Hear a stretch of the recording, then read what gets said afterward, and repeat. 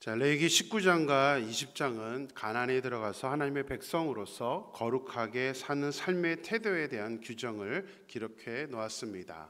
그리고 사형죄에 해당되는 것, 그 역시 이제 하나님의 자녀다운 삶의 모습 가운데 그렇지 못한 사람들에게 해당되는 죄의 모습입니다. 이제 레위기 20장을 마무리하는 이제 마지막 부분인데, 하나님은 앞에서 했던 것처럼 하나님께서 주신 모든 규례와 법도를 지켜 행하라고 강조해서 또 말씀을 하고 있습니다. 그냥 계속 설명하고 가면 되는데도 중간에 또 다시 이제 이 말씀을 하는 이유가 있습니다. 자, 그 이유를 이제 스스로 이제 성경 안에서 설명을 하고 있는데요. 22절 말씀을 보면 왜 그런지를 이해를 할 수 있게 됩니다. 22절입니다. 너희는 나의 모든 규례와 법도를 지켜 행하라. 그리하여야 내가 너희를 인도하여 거주하게 하는 땅이 너희를 토하지 아니하리라. 하나님의 이 모든 규례와 명령, 이 말씀들을 지켜 행할 때만 이 땅이 이스라엘 백성들을 토하지 않을 것이다 라고 설명을 하고 있습니다. 자, 이 말씀은 이미 앞에서도 나왔습니다. 우리 레위기 18장 24, 25절을 보겠습니다. 너희는 이 모든 일로 스스로 더럽히지 말라. 내가 너희 앞에서 쫓아내는 족속들이 이 모든 일로 말미암아 더러워졌고 그 땅도 더러워졌으므로 내가 그 악으로 말미암아 벌하고 그 땅도 스스로 그 주민을 토하여 내느니라. 가나안 민족이 가나안 땅에 살게 된 이유가 무엇인지 아십니까? 성경에서 이것을 전적으로 하나님의 은혜였다라고 말씀을 하고 있습니다. 노아의 아들 중 함이라는 사람이 이 가나안의 아버지였습니다. 술에 취해 벗은 아버지의 모습을 보고 덮어주지는 않고 형제들에게 폭로를 함으로 말미암아 하나님의 저주를 받았습니다. 그리고 하나님은 이들을 죽이지 않고 흩어지게 하셨습니다. 함의 아들들 가운데 가나안은 이제 이동을 해서 지금 이들이 살고 있는 땅, 아마도 본인들의 이름을 따서 가나안 땅이라고 정했을 것 같은데요. 이 가나안 땅에 이렇게 와서 이제 그 땅에 정착을 하게 됩니다. 자기들 힘으로 이 가나안 땅에 딱 간 것으로 착각할 수도 있지만 이 모든 것이 하나님의 전적인 보살핌과 은혜가 있었기 때문입니다. 근데 이 가나안 땅에 정착했던 함의 아들 가나안은 또 그의 후예들은 하나님을 거부하고 우상을 섬기면서 살았습니다. 이 세상의 모든 땅은 하나님께서 창조하셨습니다. 당연히 하나님의 통치 아래에 있습니다. 그럼에도 불구하고 이 함 역시 노아의 자녀, 하나님의 자녀들인데도 불구하고 그 거룩함을 유지하지 않고 성적으로 타락했고 우상을 숨기면서 이제 더 이상 그 죄악이 가득하다 보니까 이제 하나님이 그냥 둘 수가 없었습니다. 근데 그걸 재밌게도 하나님은 뭐라고 표현하냐면 그 땅이 그 거민들을 토해냈다라고 말하고 있습니다. 땅이 가나안 민족을 거부해버린 겁니다. 가나안 민족만이 아니라 모든 사람들이, 특히 이스라엘 백성들도 마찬가지입니다. 하나님의 규례와 명령을 지킬 때만이 타락하지 아니하고 땅이 토해내지 않는 그런 사람이 될 수 있다는 의미로 하나님이 이 말씀을 가르쳐 주셨던 것입니다. 이런 사실을 잘 보여주는 것이 24절과 26절에서 반복해서 나오는 표현입니다.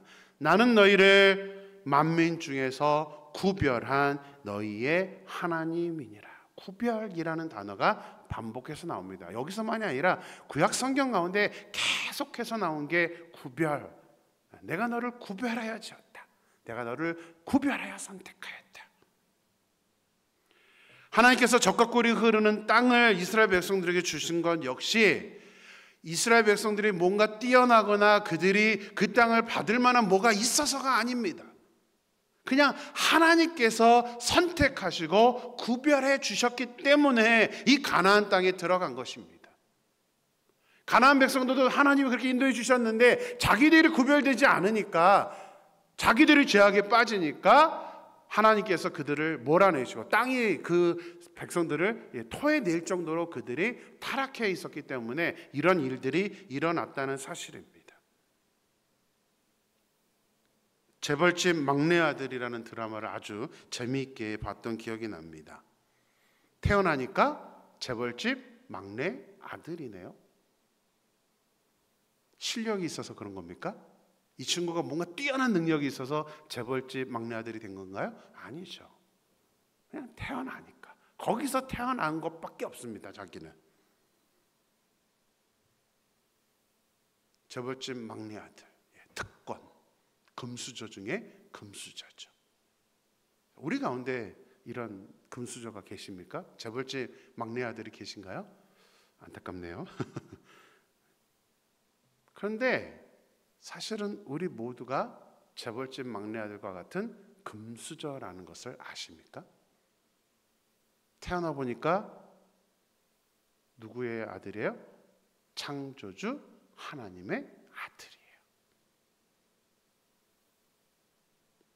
태어나진 않았는데 살다 보니까 입양이 됐네요. 어디로요? 재벌집 막내 아들로. 우리는 금수저 중에 금수저입니다. 그 어느 재벌집 막내 아들과도 비교할 수 없을 정도로 우리는 금수저 중에 금수저라는 사실이 있죠. 우리가 하나님의 자녀가 되는 데 있어서 우리의 능력이나 우리의 노력은 하나도 들어간 게 없습니다. 오로지 하나님께서 그렇게 우리를 구별하여 선택하셨던 것입니다.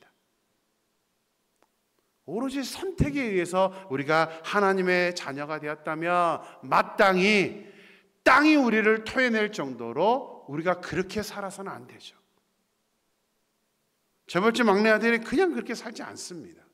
물론 이제 이렇게 망나니로 사는 사람도 있습니다. 그러나 그런 사람들이 이 모든 것을 물려받지는 않습니다.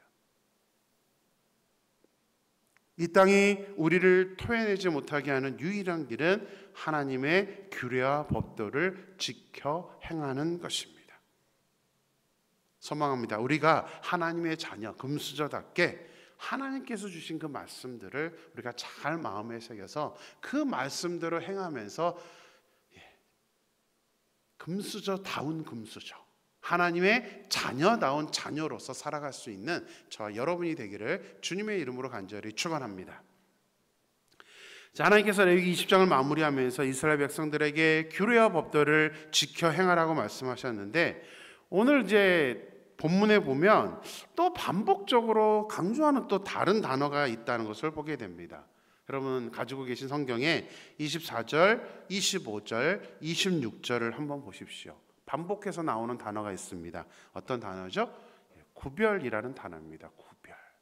구별. 자, 26절만 한번 볼게요. 너희는 나에게 거룩할지어다. 이는 나 여호와가 거룩하고 내가 또 너희를 나의 소유로 삼으려고 너희를 만민 중에서 구별하였음이니라. 하나님께서 레위기 19장과 20장에서 하나님의 자녀로서의 거룩한 삶에 대해 말씀하신 이유는 하나님께서 우리를 하나님의 소유로 삼으시고 우리를 구별해 놓으셨기 때문입니다. 특별히 선출되었다는 의미죠. 특별히 선출되었다. 축구나 올림픽 등에 출전하려면 이제 수많은 경쟁자들을 이겨야 합니다. 자, 세계 최강인 종목이 우리나라에 있습니다. 어떤 종목인지 아세요? 양궁입니다. 양궁. 재밌게도 이 양궁 종목만큼은 세계 대회에서 금메달 따는 것보다 국가대표에 발탁되는 게 더 어렵다고 합니다. 다시 말하면 국가대표에 발탁만 되면 금메달은 따놓은 거란 얘기죠. 그만큼 인프라가 많고 사람들이 많기 때문에 경쟁이 심하다는 의미입니다. 그만큼 대표로 뽑히는 것이 어렵습니다. 이게 선별된다라는 의미 있죠. 그렇다면 대표로 뽑혔다고 끝인가요? 국내 대학년에서 내가 이겨서 뽑혔으니까 그냥 아무것도 안 하고 그냥 있어도 된다는 의미는 아니죠. 선수촌에서 아무렇게나 살 수 없습니다. 정해진 시간, 정해진 훈련, 이 모든 것에 순종할 때, 규정에 순종할 때, 그 규정에 따라 순종해 나갈 때 나중에 이제 결과적으로 금메달을 따는 그쪽으로 나갈 수 있다는 사실이죠. 우리나라의 이름을 걸고 세계대회나 올림픽에 출전하는 것이기 때문에 행동의 제약도 많습니다. 시간의 제약도 있고 여러 가지 제약들이 많이 있습니다. 그리고 철저하게 순종해야만 합니다. 그것을 원하지 않는다면 어떻게 하면 됩니까? 국가대표를 내려놓으면 됩니다. 그것이 국가대표의 무게입니다. 국가대표이기 때문에 짊어져야 되는 십자가입니다. 우리도 마찬가지입니다. 우리가 하나님의 자녀로 구별되어 선택이 되었다는 것은 은혜이고 감사한 일인데, 그 무게감, 그 십자가를 져야 되는 그 무게감을 우리가 절대로 간과해서는 안 된다는 사실입니다. 우리가 하나님의 자녀라는 그 무게감을, 그래서 우리가 제한될 수밖에 없는 거예요. 왜 성경은 이거 하지 마라 저거 하지 마라 라고 말씀하고 있습니까? 그 무게감을 견뎌야 되기 때문입니다. 구별된 사람으로 선택되었기 때문에 반드시 우리 마음대로 살아가다 보면 하나님의 자녀가 될 수 없기 때문에 그 십자가를 반드시 져야 한다라고 성경은 말하고 있습니다. 그래서 사실은 그 성경의 말씀들이 단순히 싫고 귀찮은 게 아닙니다. 그래야 우리를 제대로 만들어줄 수 있기 때문에 우리는 반드시 구별된 사람으로서 말씀 규정대로 살아야 된다는 사실이죠. 23절 말씀을 보겠습니다. 너희는 내가 너희 앞에서 쫓아내는 족속의 풍속을 따르지 말라. 그들이 이 모든 일을 행함으로 내가 그들을 가증히 여기노라. 하나님의 백성다운 거룩한 삶을, 구별된 삶을 살기 위해서 하나님은 몇 번이고 반복해서 말씀하시는 게 가나안의 풍속을 따르지 말라는 것이었습니다. 근데 23절에서는 조금 특별한 표현을 합니다. 그동안은 가나안 문화, 가나안 족속 이렇게 설명했는데 23절에 뭐라고 되어 있습니까? 너희는 내가 너희 앞에서 쫓아내는 족속이라고 표현을 했습니다. 쫓아내는 족속. 왜 이런 표현을 하고 있는 걸까요?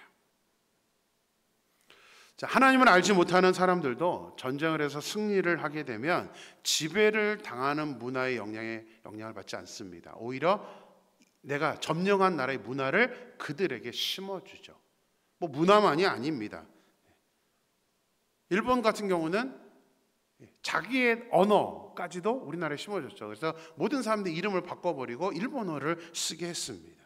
당연히 내가 점령했기 때문에 우리의 문화가 더 우세하다라고 믿기 때문에 그렇게 행동을 하는 것입니다. 너무나 당연한 일입니다. 근데 이상하게도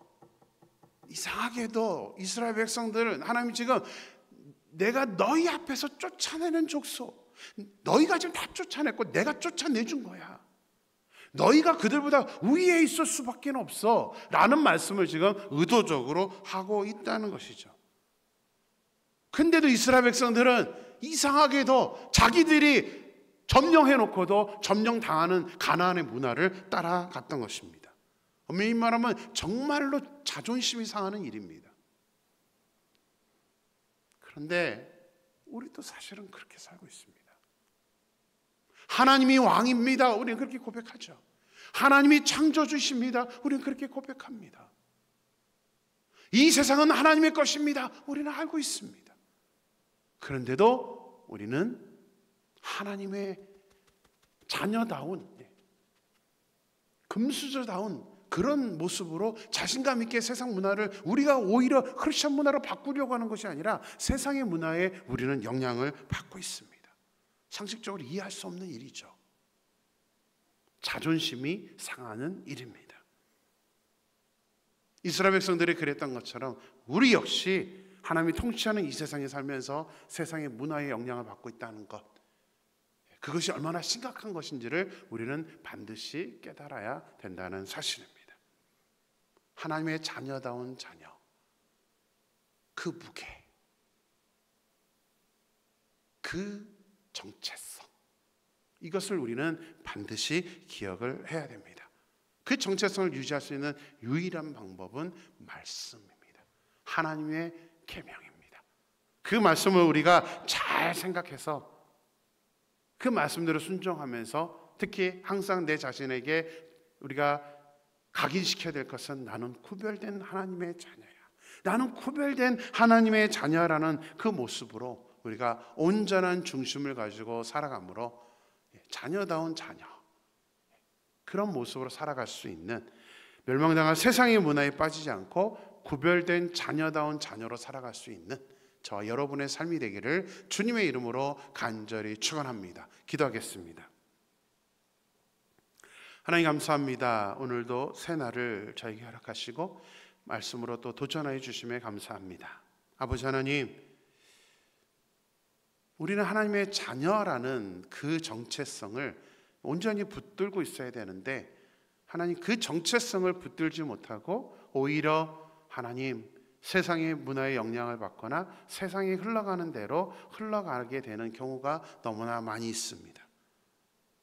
특별히 하나님이 우리에게, 또 이스라엘 백성들에게 하나님의 규례와 명령을 순종하라 계속해서 반복해서 이 말씀을 하시는 것은, 그 길만이, 말씀을 순종하는 것만이 우리가 자녀답게 살아갈 수 있는 유일한 길이기 때문이라는 것을 오늘 말씀을 통해서 깨닫습니다. 하나님, 간절히 소망합니다. 내가 얼마만큼 정말 구별된 하나님의 백성인지, 하나님의 자녀인지를 우리가 그 정체성을 온전히 붙들 수 있게 도와주시고, 하나님이 창조주시고 하나님이 왕이시기에 점령을 하는 사람들이 점령을 당하는 그 나라의 문화를 전수해 주는 것이 당연한 것처럼, 하나님, 우리가 오롯이 하나님의 문화, 하나님의 말씀을 이 세상에 전파할 수 있는 그런 아버지 하나님의 자신감을 가진 우리들이 될 수 있게 도와주시옵소서. 정말 하나님 세상의 문화에 영향을 받는 것은 부끄러운 일임을 우리가 깨닫고, 영향을 받는 것이 아니라 영향을 줄 수 있는, 그래서 하나님의 자녀다운 사람으로 살아갈 수 있는 우리 모두가 될 수 있도록 인도하여 주시옵소서. 하나님께서 함께 하실 줄 믿고 예수님의 이름으로 기도드렸습니다. 아멘.